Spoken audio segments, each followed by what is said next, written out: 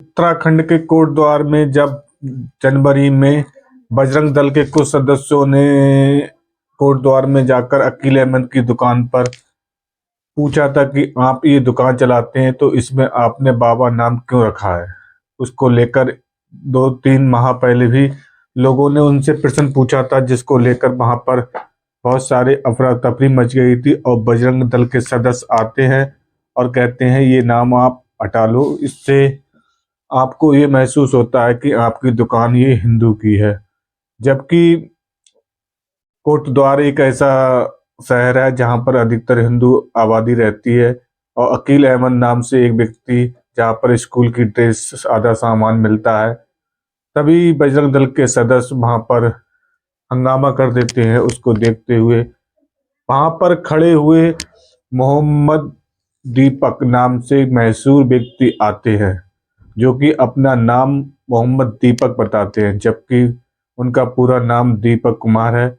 और जब बजरंग दल के सदस्य उनसे पूछते हैं कि आपका क्या नाम है, आप लोग बीच में क्यों आ रहे हैं, तब वे कहते हैं मेरा नाम मोहम्मद दीपक है, और वह बजरंग दल के सदस्यों से भिड़ जाते हैं। इसको देखते हुए बजरंग दल के सदस्य, उस समय कुछ सदस्य वहां से चले जाते हैं, लेकिन कुछ देर बाद बजरंग दल के सदस्य दूसरे शहरों से भी वहां आते हैं और अकील अहमद से कहते हैं कि आप अपना नाम चेंज कर लें, हमें आपकी दुकान से कोई मतलब नहीं है, लेकिन आप जो बाबा ट्रेडर्स के नाम से दुकान चला रहे हैं ये आप चेंज कर लें। लेकिन जब उस समय सुर्खियों में आने वाले दीपक, जो कि एक हिंदू सदस्य होते हैं और बजरंग दल के सदस्यों से भिड़ जाते हैं और अकील अहमद से कहते हैं कि मैं आपके साथ हमेशा खड़ा रहूंगा, क्योंकि इस तरह से ये लोग गैर कानूनी तरीके से अपना मनोबल बढ़ा रहे हैं, लेकिन इनका मनोबल नहीं बढ़ने दिया जाएगा। अगर इस तरह से आप लोग धमकाते हैं तो मैं धमकाने में नहीं आऊंगा। लेकिन उसके बाद दोनों तरफ से एफआईआर की जाती है, दीपक की तरफ से और बजरंग दल के सदस्यों की तरफ से।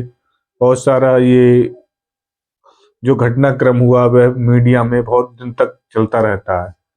उसके बाद पुलिस वहां पर मीडिया को आने से रोक देती है, लेकिन उसके बाद क्या होता है दीपक के जीवन में, जिस जो दीपक अकील अहमद के लिए भिड़ा था बजरंग दल के सदस्यों से, आखिरकार उन्हीं के लोगों ने आज दीपक को बेसहारा कर दिया। जिस दीपक के जिम सेंटर में 150 आते थे लोग जिम करने के लिए, वहां आज 15 लोग आते हैं।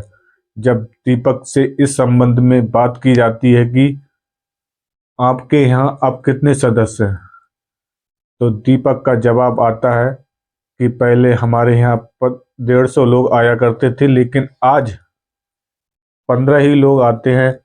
उनसे जब पूछा जाता है कारण क्या है, तो उनका ये कहना है कि इस माहौल के कारण लोग यहाँ आना अब पसंद नहीं करते हैं।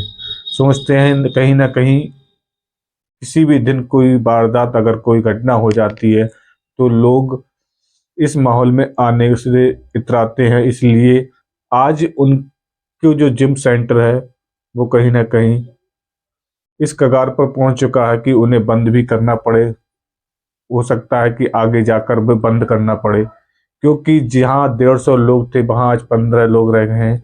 अगर इसी तरह से रहा तो उनका जिम सेंटर बंद भी हो सकता है। लेकिन जो लोग कहते कि हिंदू मुस्लिम भाईचारा को बढ़ावा देते थे, आज वो लोग क्या दीपक की मदद करेंगे? क्या वो लोग आएंगे जिसके लिए दीपक भिड़ा था उन बजरंग दल के सदस्यों से? क्या जो वाहवाही लूटने वाले लोग आए थे, और बात वहां पर इतनी बढ़ गई थी बात कि दीपक की माता और बेटी तक भी आ जाती है, लेकिन दीपक हार नहीं मानता है और उन सदस्यों से भिड़ जाता है जो कि एक बहुसंख्या में आते हैं और एकता बनाकर आते हैं, लेकिन दीपक पीछे नहीं हटता है।